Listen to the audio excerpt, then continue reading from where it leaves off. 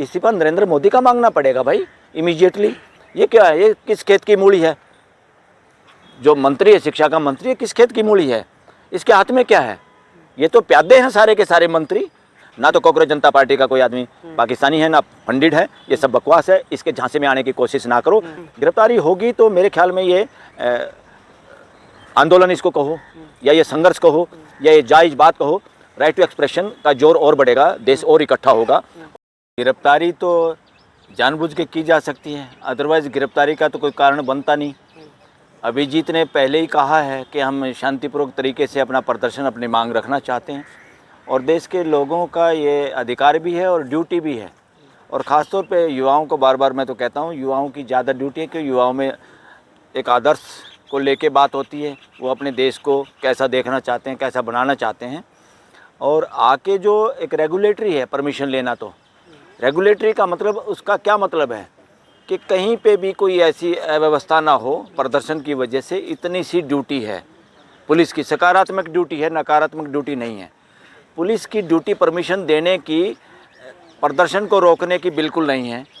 और शांतिपूर्वक प्रदर्शन लोगों का अधिकार है, पुलिस को उसमें सहयोग करने की ड्यूटी बनती है, मर्जी नहीं है।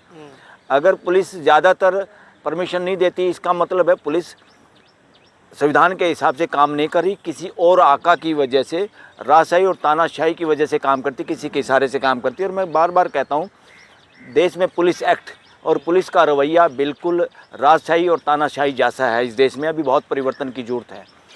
पुलिस को परमिशन देनी ही चाहिए। और अगर शांतिपूर्वक प्रदर्शन करना है और इसमें उनका कोई गलत इरादा नहीं है तो इसमें परमिशन की भी ज़रूरत नहीं है।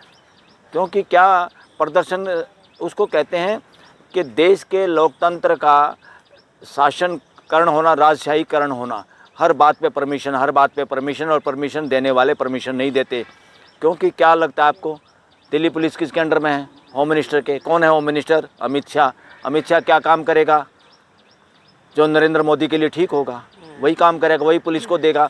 और देश की पुलिस का अभी संवैधानिकरण नहीं हुआ है, मानवीयकरण नहीं हुआ है, उसका अभी भी राजशाहीकरण है, वही शासन शाहीकरण है। और ऊपर से नीचे तक यस सर, यस बॉस वाली बात है।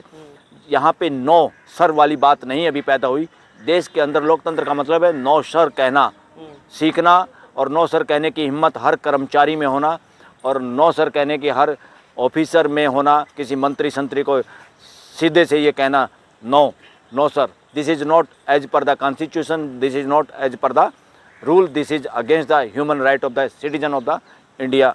तो इस तरह की बातें करके परमिशन बड़ा मुद्दा नहीं है। That is not mandatory, that is only regulatory. मतलब वो ज़रूरी नहीं है, वो तो इसलिए है कि ताकि लोगों की सुरक्षा या यातायात की सुविधा वगैरह इस तरह की बातें हों। अदरवाइज़ लोगों को आने देना चाहिए लोकतंत्र के अंदर। अगर भीड़ ज़्यादा भी है तब भी आने देना चाहिए और इमीडिएटली उसको रेगुलेट करना चाहिए। क्या यहाँ दिल्ली में लाल बत्तियाँ दो बूंद आई नहीं, दिल्ली की लाल बत्तियाँ ख़राब हुई नहीं? जहाँ पे लाल बत्तियाँ हैं वहाँ पे जाम लगे रहते हैं, वहाँ तो पुलिस दिखाई नहीं देती। तो देश के लोग प्रदर्शन शांतिपूर्वक करना चाहते हैं। मुझे पूरा भरोसा है ये देश के युवा सारे के सारे शांतिपूर्वक प्रदर्शन करना चाहते हैं और इनका अधिकार है, करना चाहिए। हम सब लोग इनके साथ हैं। लेकिन सर, और इनको किसी, जैसे अंग्रेजी राज में, अंग्रेजी हुकूमत में पुलिसिया राज जिसको कहते हैं, तो देश में भी एक तरह से पुलिसिया राज है जो कि लोकतंत्र के खिलाफ है, संविधान के खिलाफ है। इस बात पे देश को ध्यान से देखना चाहिए। और जो पुलिसिया राज चला रहे हैं उन लोगों का सत्ता से हटाना भी ज़रूरी है, उन लोगों के खिलाफ प्रदर्शन भी ज़रूरी है। और अब तो ये बच्चे खाली कि सिर्फ एक शिक्षा मंत्री का इस्तीफा मांग रहे हैं। जरूरत पड़ेगी इस देश में, और आज ज़रूरत है कि सीधा इस्तीफा इस देश के प्रधानमंत्री का मांगा जाए। लोकतंत्र में संख्या के आधार पर आप राज नहीं कर सकते, वो एक प्रोविज़न है। लोकतंत्र में संविधान के हिसाब से आप सत्ता की जिम्मेदारी ले सकते हैं। अगर आप उसका उल्लंघना करते हैं, संवैधानिक संस्थाओं को कब्जे में करते हैं और संवैधानिक संस्थाएं अपनी ड्यूटी नहीं कर पाती, तो देश के लोग, मेजॉरिटी किसकी, एमएलए हो, एमपी हो, इससे काम नहीं बनता। देश के लोगों का अगर विश्वास नहीं है, आपके संख्या बल के भरोसे पे आप प्राइम मिनिस्टर और मुख्यमंत्री नहीं रह सकते। क्योंकि देश की जनता सर्वोपरि है। अभिजीत दीपके की लेकिन आशंका जता रहे कि उनकी एयरपोर्ट पे ही गिरफ्तारी हो जाएगी। उनके ऊपर तमाम आरोप भी लग रहे हैं, पाकिस्तानी और तमाम उसमें फंडिंग का ये बकवास, सारी चीज़ें आ रही हैं। ये सारी बकवास है, ये सारा एजेंडा है। इस षड्यंत्र में बीजेपी, आरएसएस और इनके आईटी सेल के लोग जिम्मेदार हैं। ऐसे लोग देशद्रोही हैं जो देश के बच्चों को उनके प्रदर्शन करने के अधिकारों से वंचित करना चाहते हैं, देश को गुमराह करना चाहते हैं। गुमराह करने वाले सारे देशद्रोही लोग। असली अगर पाकिस्तानी कहोगे भी तो किसको कहोगे? पाकिस्तान क्या इंडिया का दुश्मन है क्या? पहली बात तो ये नॉनसेंस दिमाग में से निकाल देनी चाहिए। इंडिया के लोग और पाकिस्तान के लोग एक जैसे ही हैं और इनको ज़्यादा राष्ट्रभगत बना के आतंकवादी बनाने की कोशिश ना करें। ना इंडिया के सरकार कोशिश करे, ना पाकिस्तान की सरकार वो करे। पूरी दुनिया के लोग अमन, चैन और भाईचारे से रहना चाहते हैं और इंडियन कॉन्स्टिट्यूशन जिम्मेदारी लगाता है भारत सरकार की भी। उनकी मर्जी नहीं है किसी प्राइम मिनिस्टर, सीएम की या इनकी मर्जी नहीं है कि पड़ोसी राज्यों के साथ या पड़ोसी देश को बार बार गाली दें। ये उसी तरह है जैसे हम अपने घर के पड़ोसी को गाली देते हैं तो हम खुद बदनाम होते हैं, लोग हमारे से खुद चिढ़ते हैं और हमें घटिया बताते हैं। देश के पड़ोसियों के साथ, पड़ोसी देशों के साथ अच्छे संबंध बनाना ड्यूटी है, मर्जी नहीं है किसी प्राइम मिनिस्टर की। गिरफ्तारी हो सकती है आपको लग रहा है? हाँ, ये कर सकते हैं। गिरफ्तारी होगी तो मेरे ख्याल में ये आंदोलन इसको कहो या ये संघर्ष कहो या ये जायज़ बात कहो, राइट टू एक्सप्रेशन का जोर और बढ़ेगा, देश और इकट्ठा होगा और इस बात में समर्थन। दूसरा एक बात मैं कहना चाहता हूँ, मीडिया भी ऐसे प्रचारित करता है, इस तरह का प्रचार भी बंद करो आप। अभिजीत, क्या नाम, पूरा नाम? अभिजीत दीपके। दीपके, हाँ, अभिजीत दीपके ने एक प्रपोजल रखा है।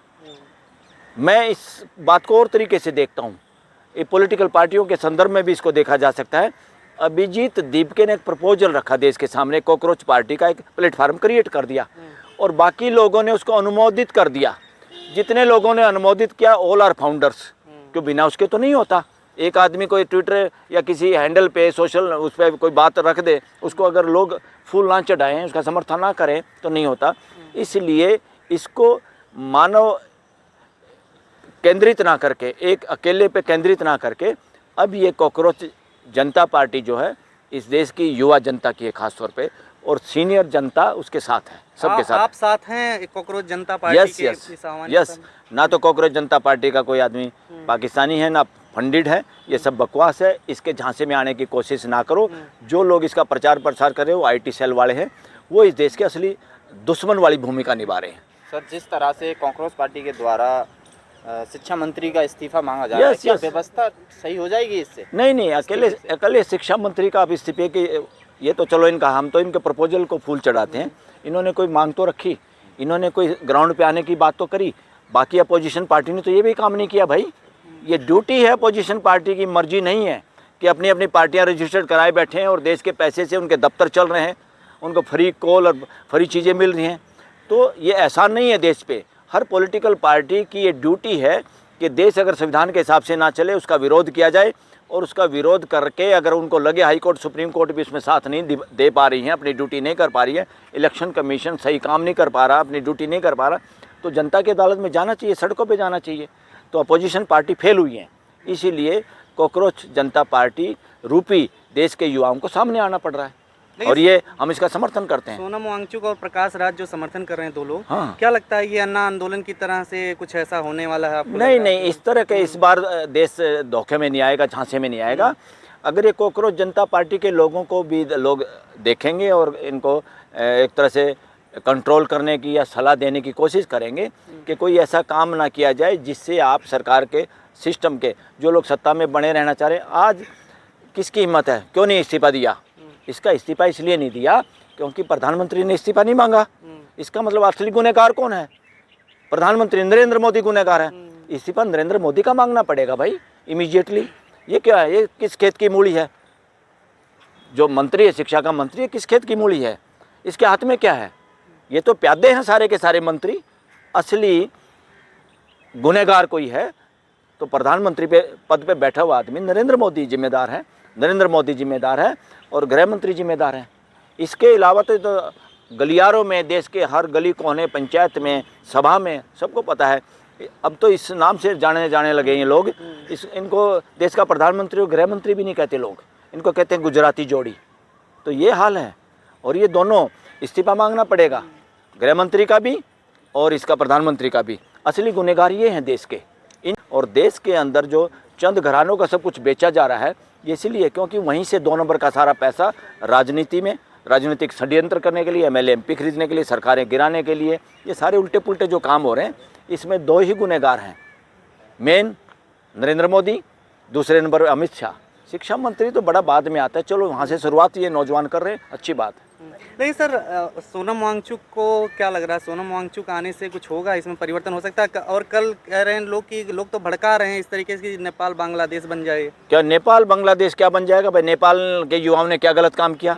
बांग्लादेश के युवाओं ने क्या काम किया? नेपाल के और बांग्लादेश के युवाओं ने अपनी जिम्मेदारी समझी और अपने देश के प्रति समर्पित हुए और अपने देश में मानवीय व्यवस्था लागू करने के लिए उन्होंने कोशिश की।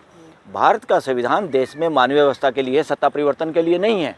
इसलिए युवाओं को मेरा भी संदेश है, इनको कॉकरोच जनता पार्टी के जो फाउंडर लोग हैं, जितने 20-22 लाख लोग हैं, ये सब फाउंडर हैं, क्योंकि इनके बिना इसकी नींव नहीं रखी जाती, इनके बिना अभिजीत दीपके के अंदर भी हिम्मत हौसला नहीं आता। इसलिए ये सामूहिक प्रयास है और इसमें व्यक्तिवाद के लिए कोई जगह नहीं। सामूहिक प्रयास ही संविधान, सामूहिक प्रयास और देश के सामूहिक नेतृत्व की बात करता है। किसी एक राजा, एक शहंशाह की बात नहीं करता, किसी एक आदमी ही हमारा नेता कैसा हो, XYZ जैसा हो, राहुल गांधी जैसा हो या नरेंद्र मोदी जैसा हो, इस नारे को दफन करने की जरूरत है। ये व्यक्तिवाद का नारा है, ये तानाशाही का नारा है, ये राजशाही का नारा है और ये संविधान विरोधी नारा है। हमारे देश की व्यवस्था कैसी हो, संविधान के अनुसार मानवीय व्यवस्था हो, इस तरह के नारे की जरूरत है, व्यक्तियों के नारे की कोई जरूरत नहीं है। दिल्ली हाई कोर्ट में एक याचिका डाली गई जिसमें कहा गया कि कल जो प्रदर्शन होने जा रहा है हाँ। उसको लेकर के था कि इसको रोका जाए क्योंकि परमिशन नहीं है और तमाम तरीके की चीजें हो सकती हैं यहाँ पर। अच्छा किया, तो उसको इनकार कर दिया याचिका। अच्छा किया हाई कोर्ट ने भाई।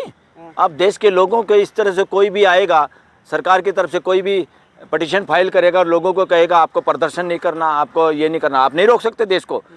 देश और देश की जनता सर्वोपरि है, इसलिए लोगों के प्रदर्शन करने के अधिकार को लोकतंत्र में रोकना तानाशाही है। अगर हाई कोर्ट इसमें कॉग्निजेंस ले लेती रोकने का, वो बहुत बड़ी गड़बड़ होती हाई कोर्ट के नाम पे। हाई कोर्ट और सुप्रीम कोर्ट तो पहले ही पूरी ड्यूटी नहीं कर पाई देश के प्रति। इमरजेंसी के अंदर सुप्रीम कोर्ट एक तरह से लंबी लेट गई थी। सुप्रीम कोर्ट की गरिमा गिरी थी क्योंकि इसमें जज रूपी जो लोग बैठे थे सब में हिम्मत नहीं थी, सरकार के हिसाब से फैसला दे रहे थे और लोगों के राइट टू लाइफ के अधिकार को भी इन्होंने जीरो कर दिया था कि इमरजेंसी में कोई अधिकार नहीं बचता, यानी कोई किसी को पकड़ो, मारो, जूते मारो, छुपा के रखो, घर वालों को पता ना चले। इस तरह कैसे सोच सकती है सुप्रीम कोर्ट? मुझे तो ताज्जुब होता है, कौन जज थे वो मैं कहूँगा वो संविधान, उनको नॉलेज नहीं थी, वो संवैधानिक लोग ही नहीं थे। इस तरह की मानसिकता के लोग सुप्रीम कोर्ट कैसे पहुँचे? और बहुत सारे लोग अभी भी हाई कोर्ट, सुप्रीम कोर्टों में ऐसे पहुँचे हुए हैं जो संविधान के मर्म को नहीं समझते। मैं तो कहता हूँ प्रियम्बल को नहीं समझते। अगर प्रियम्बल को भी समझ जाए तो देश के वकील और देश के जज उसी से मजबूत हो जाते हैं, उसके मर्म को समझे, उसका मकसद क्या है, लक्ष्य क्या है।